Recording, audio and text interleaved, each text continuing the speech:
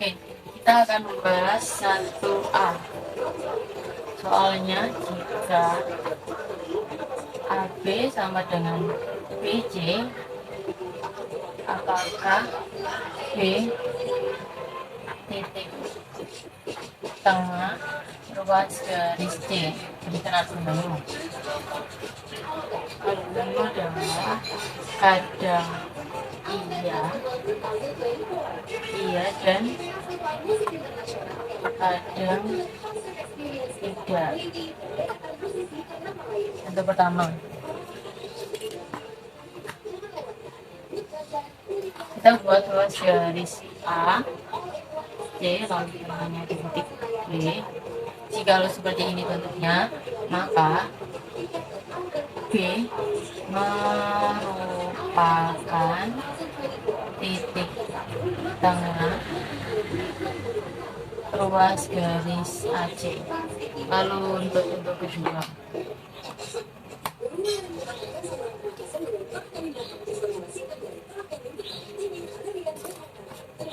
titik A,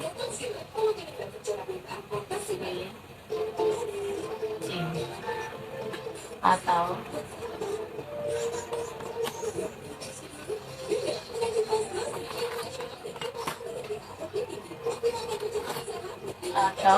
titik A, titik B, titik C.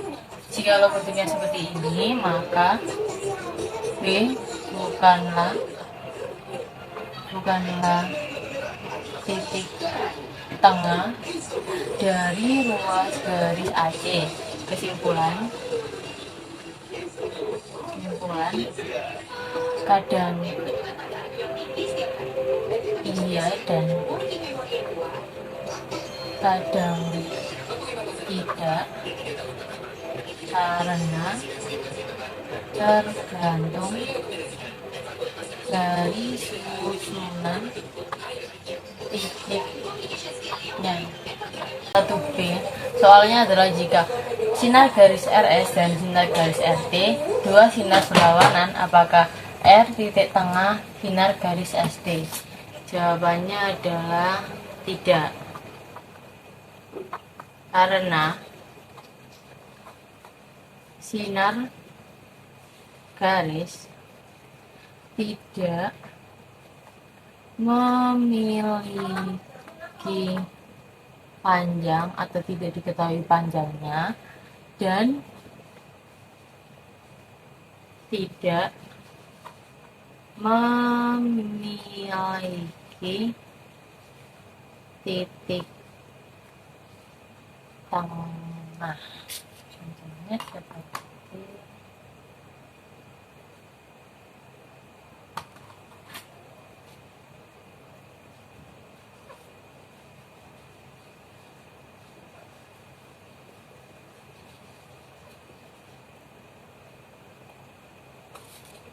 satu C. Apakah syarat terbentuknya tepat satu bidang? Jadi kita akan mengambil menurut teorema 2.3 yang berbunyi jika sebuah garis dan sebuah titik di luar garis, maka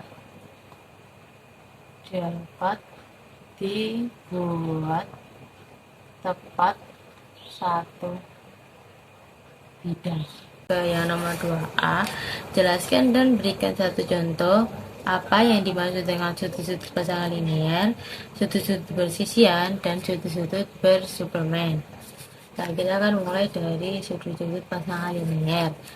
Pengertiannya adalah dua sudut membentuk pasangan linear jika sudut-sudut tersebut bersisian dan sisi-sisi yang tidak bersekutu merupakan sinar-sinar yang berlawanan arah. Oke, kita akan buat contohnya.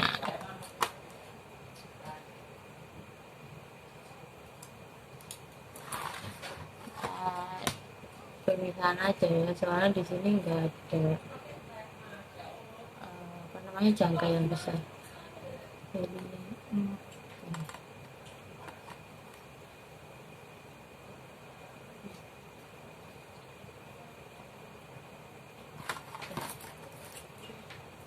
sini 50 derajat, sini 1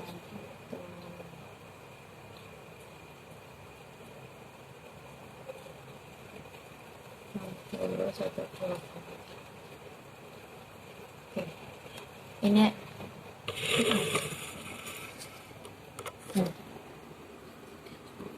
ini adalah contoh sudut pasangan ini. Oke, kita akan lanjut ke yang dua, sudut persisian. Pengertian dari sudut persisian adalah dua sudut sebidang yang dikatakan persisian jika sudut-sudut tersebut mempunyai sisi yang bersekutu dan sisi sudut yang lainnya di antara sisi yang bersekutu. Baik, kita akan buat contoh dari sudut persisian. Bentar.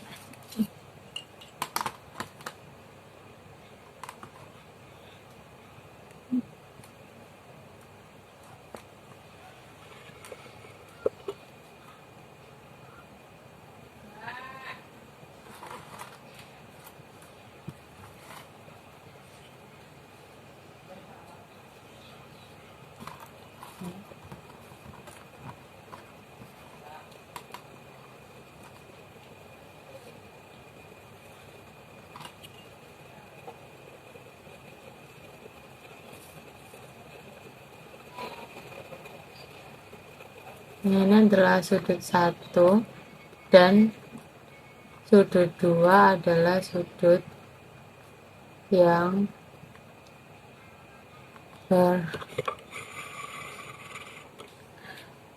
bersisihan. Dari sudut bersuplemen adalah dua sudut dikatakan bersuplemen jika jumlah besar sudutnya adalah 180 derajat. Seperti pada contoh ini adalah sudut bersuplemen karena ini 150 dan ini 30, 150 tambah 30 derajat 180 derajat. Lalu ini adalah contoh sudut persisian, sudut 1 persisian dengan sudut 2. Lalu ini adalah contoh sudut pasang linier. Kita akan lanjut ke soal nomor 2. B. Jelaskan dan berikan satu contoh apa yang dimaksud dengan sudut keliling dan sudut pusat. Aku akan menjelaskan tentang sudut keliling. Sudut keliling adalah sudut yang titik tengahnya adalah lingkaran dan kaki-kakinya berupa tali busur. Lalu untuk sudut pusat adalah sudut yang titik tengahnya adalah pusat lingkaran dan kaki-kakinya adalah jari-jari lingkaran. Seperti yang udah aku ilustrasikan ini.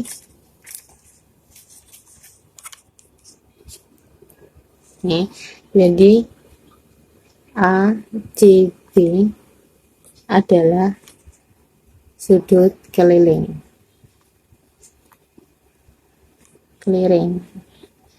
Terus A, O, B adalah sudut pusat. Seperti yang dijelaskan tadi. Kita akan membahas nomor 3. Perhatikan bahwa panjang ruas segitiga yang menghubungkan titik tengah dua segitiga adalah sama panjang segitiga sisi lainnya. Oke, yang pertama diketahui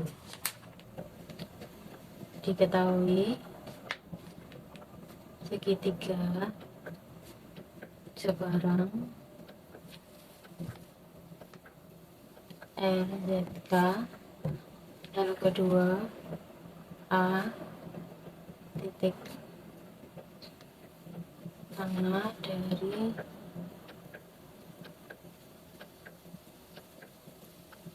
segitiga B titik tengah dari LZ. Nah, jadi diketahuinya segitiga sebarang RZK, lalu kedua A titik tengah dari RK, lalu B titik tengah dari ZK.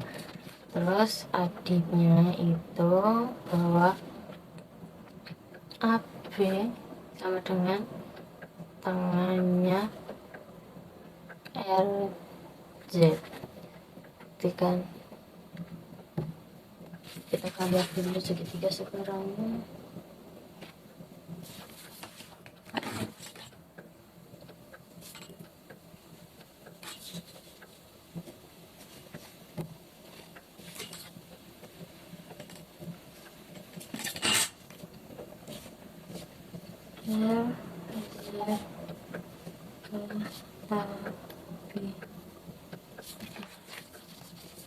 Kamarnya bakal seperti ini.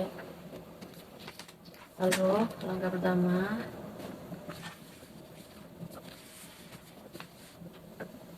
A titik tengah RK diketahui.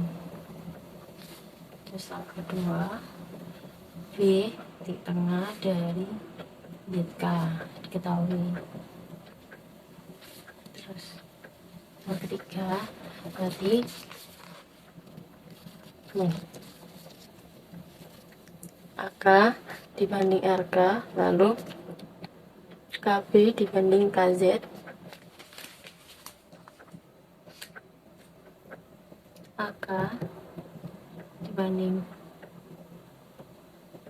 RK sama dengan KB dibanding KZ sama dengan 1/2 dari langkah 1 dan 2.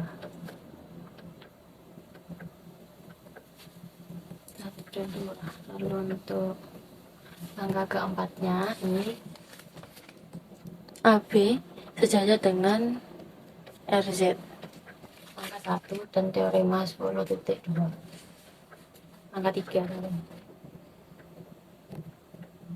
AB dibanding RZ, angka 3 teorema 10.2. Lalu angka kelima itu kita pakai sudut KRZ kongruan dengan KAB karena angka 4 dan sudut sehadap. Angka keenamnya ini sudut AKB kongruan dengan sudut RZK, sudut berhimpitan alasannya. Sudut AKB kongruen dengan sudut RZK karena sudut berhimpit.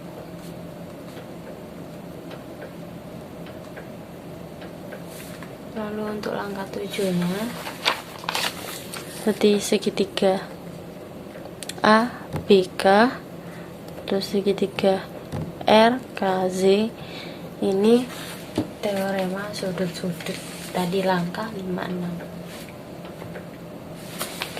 Lalu untuk langkah ke-8 ini AK sebanding dengan RK sama dengan AB sama dengan RZ dari langkah 7. Untuk langkah 9 AB per RZ sama dengan 1/2 dari langkah 3 dan 8, yaitu AB sama dengan 1/2 RZ, setengahnya RZ. AB sama dengan 1/2 RZ dari langkah 9. Jadi bakal seperti ini. Jadi kita akan membahas soal nomor 4. Buktikan bahwa garis yang ditarik mulai pusat lingkaran ke titik tengah tali besar adalah tegak lurus. Kita tulis diketahui dulu. Teorinya adalah pusat lingkaran O, tali busur AB dan garis M yang ditarik dari pusat lingkaran ke titik tengah tali busur. Nah, yang dibuktikan berarti OM tegak lurus dengan AD OM tegak lurus dengan AB. Berarti buktikan kita gambar dulu lingkarannya.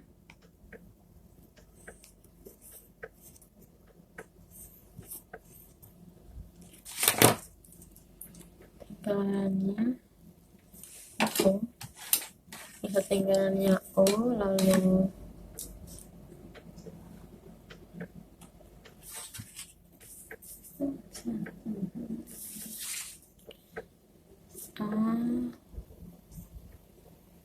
BM. Nah, ini gambarnya. Oke, nanti kita akan membuktikan bahwa ini tegak lurus dengan ini. Oke. Langkah pertama, ruas garis OM sama dengan ruas garis OM karena sifat refleksi.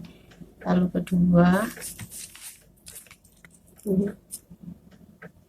AM sama dengan MB karena definisi titik tengah. AM, ruas garis AM sama dengan ruas garis MB karena definisi titik tengah. Lalu ketiga, OM tegak lurus dengan AB karena angka 1, 2 dan akibat 11.4. Akibat 11.4 berbunyi setiap ruas garis yang menghubungkan pusat lingkaran dengan titik tengah sebuah tali busur tegak lurus dengan tali busur tersebut. Berarti di sini sudah menunjukkan bahwa AB tegak lurus dengan OM. Kita akan membahas soal 5A, berkisar sebuah bolak ABCDEFGH dengan bintang frontal ABFE dengan ukuran AB 6 cm, AE 4 cm, AD 5 cm, sudut 135 derajat, dan perbandingan proyeksi 2:3. Yang pertama kita harus lakukan adalah membuat bidang frontal ABFE ini 6 cm dan ini 4 cm. Lalu langkah kedua kita membuat sudut surut. Sebelum sudut surut kita membutuhkan garis bantu perpanjangan dari A terus ini dari B. Itu kita membuat proyeksi 135 derajat. 135 derajat berada di kuadran 4 sebelah kiri. Jadi 180 derajat dikurangi 135 derajat, 45 derajat yang di sebelah kiri. Kita membuat 45, caranya kita membuat 95 derajat dulu ya. Oke, nah sini kita perpanjang sedikit ya untuk mendapatkan potongan seperti ini di sebelah sini.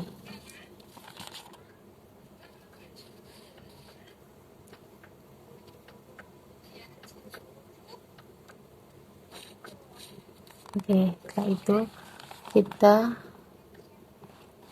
panjang asal mendapatkan titik potong.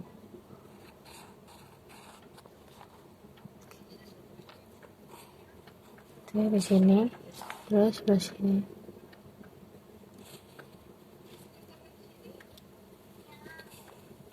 Di sini. Lalu setelah itu kita perpanjang dari sini ke sini, sini ke sini. Setelah itu kita membuat proyeksinya 2/3. Di sini tadi 5 cm. Ini 3. Lalu ditarik garis sejajar sini. Terus ini jangan lupa diberi tanda supaya sejajar. Terus ini kita 2. Jadi sini seret Berarti di sini nanti ini juga. Oke, terus di sini kita garis lagi lurus 4 cm. Oke, seperti ini. Lalu kita hubungkan dari sini ke sini, sini ke sini, sini ke sini, sini ke sini. Oke, sudah seperti ini. Kita tinggal beri tanda A, B, C, D, E, F. Oke. Sudah. Di sini kita akan lanjut membahas soal 5B. Gambarlah bentuk penampang bidang iris prisma PQRST UVWX yang melalui titik A, B, dan C seperti pada gambar berikut ini. Jadi gambarnya seperti ini. Langkah pertama yang harus kita lakukan adalah pertama, bidang diagonal PSXO memotong bidang diagonal TRVZ di ruas garis KL. Jadi langkah pertama seperti ini, lalu berpasangan di K dan L.